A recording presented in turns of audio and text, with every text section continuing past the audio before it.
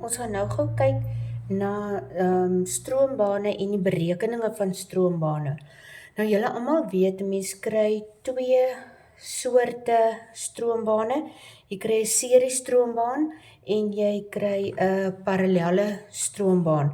Nou hier het ek sommer net die formules vir die twee verskillende dele van die stroombaan het ek die neergeskryf en dan kry 'n mens ook in jou berekeninge moet jy die totale stroombaan, jy moet die totale potensiaalverskil, die totale weerstand of die totale stroom moet jy gaan bereken en hier is die formules wat 'n mens kan gebruik om die totale te bereken in die hele stroombaan.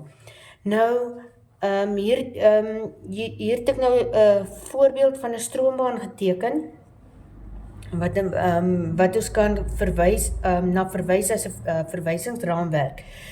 As jy daar so 'n klein erretjie sien wat bo by jou bron ingesluit is, dan beteken dit daar's interne weerstand. Interne weerstand is die teenstand teen die vloei van stroom deur die bron. Onthou aan die buitekant konvensioneel loop die stroombaan van die positief om negatief toe. Maar aan die binnekant van jou bron beweeg die stroom van negatief na positief toe. Die stroom, die ladingdraers. Nou hierdie bron bied ook 'n teenstand teen die stroom om van die negatiewe kant na die positiewe kant toe te beweeg, sodat die elektron weer daai kant kan uitkom. So dit is die interne weerstand. Interne weerstand is dan ook wat veroorsaak dat 'n flitsbattery, 'n gewone battery, pap word. Die interne weerstand raak te hoog en dan kan die stroomdraers nie meer deur die bron beweeg nie en dan sê ons die battery is pap. As ons het resistors waardeur die volstroom beweeg, is hulle mos gekoppel in serie. Nou as ons gaan kyk na hierdie stroombaan, gaan dit dan wees in serie geskakel met betrekking tot mekaar. Is R1, R2 en R7. Hulle drie is al drie in die hoofstroombaan in serie met mekaar geskakel. Soos jy hier gaan kyk, in hierdie boonste tak daar, R3 en R4 is saam, soos hierdie twee is met betrekking tot mekaar in serie geskakel. Maar die kombinasie van hulle is in parallel met 5 en 6. Soos as ek hierdie daai twee se gesamentlike waarde het, dan kan ek hulle gesamentlike waarde saam met R5 en R6 gaan ek dan parallelle hierdie vergelykings vir die parallelle stroombaan, die formules, gaan ek dan gebruik. As ek met die hele stroombaan saamwerk, omdat ek het 'n interne weerstand, ek het resistors in serie, en ek het resistors in parallel. Hoe weet ek my resistors is in parallel? Hier die stroom kom hier aan tot daar. Gedeelte van die stroom gaan daardeur, gedeelte van die stroom gaan hierdeur en 'n gedeelte van die stroom gaan daardeur. So daar vind 'n verdeling van stroom, hy word opgebreek. Soos omdat hy daar opgebreek word, is hulle in parallel geskakel. Maar as die stroom hier aankom by resistor nommer 1, daar's geen vertakking nie, soos al die stroom gaan deur R1, al die stroom gaan deur R2, net 'n gedeelte gaan deur die boonste tak, gedeelte deur die middelste tak, gedeelte van die stroom gaan deur die onderste tak. Daarom is hierdie kombinasie is dan parallel. En dan is R7 daar kom al die stroom weer by mekaar, soos al die stroom beweeg weer deur R7, soos dan is my R7 is dan weer in parallel, in serie met R1, 2 en 7, hulle 3 is saam. Dan, wat ons ook moet na kyk is, as ons 'n skakelaar het, ons die skakelaar is oop. As die skakelaar oop is, gaan hier nie 'n stroom deurvloei nie. Ons ammeter aflesing gaan 0 wees. Maar ons bron het nog steeds 'n potensiaal verskil. Soos ons gaan praat van die aflesing op die voltmeter oor die bron, as die skakelaar oop is, dan het ons die voltmeter ooplesing, V oop, voltmeter die voltmeter lesing as die skakelaar oop is, dit gee vir ons die EMK. Dis die maksimum hoeveelheid potensiaalverskil wat die bron kan gee. Dan beteken dit geen stroom vloei daar deur die bron nie. En geen stroom vloei hier deur my eksterne stroombaan ook nie. As ons nou die skakelaar daar toemaak, gaan hier die voltmeterlesing gaan afneem. So dan het ons V2, voltmeter aflesing, as die skakelaar toe is, dan het ons hier, dit is dan, die waarde gaan minder wees. Die rede hoekom die waarde minder is die interne weerstand van die bron.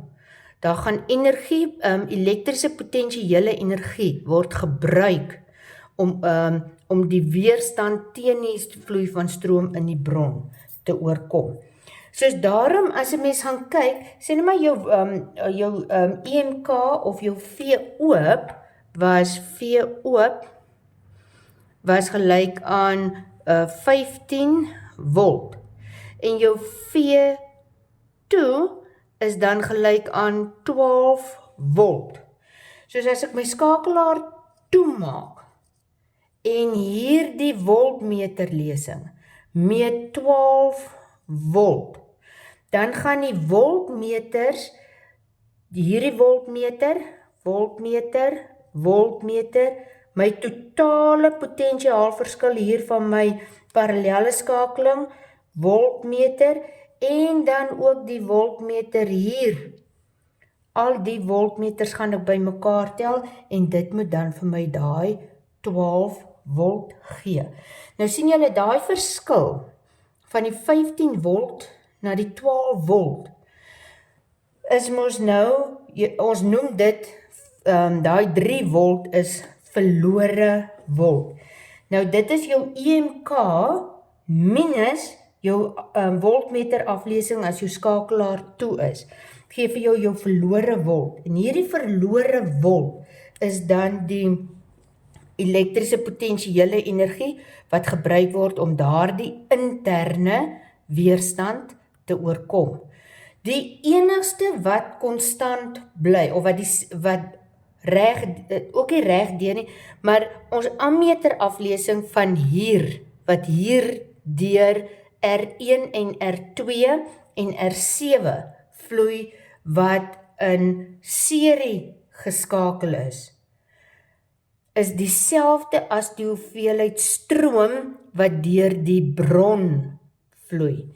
Soos as jy jou verlore volt het, daar jou verlore volt, ons maak is 'n V vir volt, en dan net so 'n streepiekie by, soos 'n afgeleide, so 'n streepiekie, is dan gelyk aan die I totaal. Maar wanneer vloei 'n stroom deur 'n stroombaan?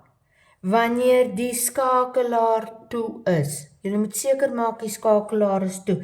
Dus dit is dan jou totale stroom, maal met jou interne weerstand. Gee vir jou verlore volt. Nou as jy die verlore volt het, en jy het die stroom, dan kan jy jou interne weerstand van jou bron, kan jy gaan bereken. Gaan nou vir julle video maak met 'n paar voorbeelde wat ek gaan uitwerk. Net hier, by 'n parallelle skakeling, so, ons voltmeters, die voltmeter vir die totale potentiaalverskil van oor die volt en 'n tak se voltmeters is dieselfde. Maar as ek hier kyk na die boonste tak, by R3 en R4 is daai twee het ons gesê is in serie met betrekking tot mekaar.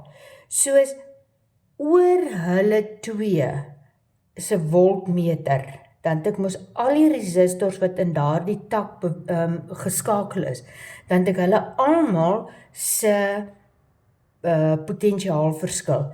Dan kan ek sê, die voltmeter is gelyk aan die voltmeter, is gelyk aan hierdie voltmeter.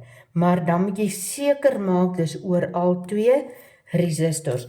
As dit net is, die voltmeter net is oor 1, hierdie rooi voltmeter is nie gelyk aan hierdie voltmeter en hierdie voltmeter nie, want daar is net een van die twee resistors in die boonste vertakking wie se potentiaalverskil gemeet word deur daardie voltmeter. So jy moet mooi kyk daarvoor. Dan 'n ander vraag, ek werk nou eers gou net al die teorie goed uit. 'n ander vraag wat hulle ook maklik vra is, indien jou skakelaar oop is, dan sê hulle, wat is die aflesing op die ammeter? As die skakelaar oop is, vloei daar geen stroom nie. Soos alle ammeters, maak nie saak waar is hulle geskakel nie, gaan nul lees. Wat is die aflesing, kom ons vat sê nou maar, van hierdie voltmeter, onthou ek het gesê, die voltmeter oor die bron, as dit oop is, my voltmeterlesing, as my skakelaar oop is my EMK. So daar het ek 'n lesing. Maar as ek gaan kyk na die voltmeterlesing, sê nou maar van R2, dan gaan R2 vir my 0 aflees. Hoe bepaal jy dit? Hierdie gaan jy bepaal deur te kyk. Kyk gou hier. Voltmeter oor die bron, hy is gekoppel aan die negatiewe kant. Daar's geen onderbreking of 'n opening in my geleier nie. En daar is ek gekoppel aan die positiewe kant. Sien, so daar, hy is so gekoppel, hy gee vir my daai 15 volt aflesing. Maar as ek nou gaan kyk na hierdie voltmeter hier by resistor nommer 2, die koppeling daar is gekoppel aan die positiewe kant. Daar, aan die positiewe kant van die bron. Nou aan die ander kontakpunt van die voltmeter, as ek nou so deurgaan, ek kan of hierdie pad of daai pad, maak nie saak, so om, sien julle hier, nou daar is 'n opening.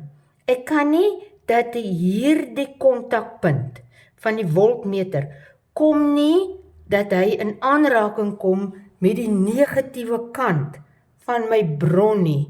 Soos daarom gaan hierdie voltmeter se aflesing ook 0 wees. Daardie een gaan 0 meet, 0 meet, 0 meet, 0 meet, 0 meet, 0 meet. Want hulle kom nie by die negatiewe kant nie.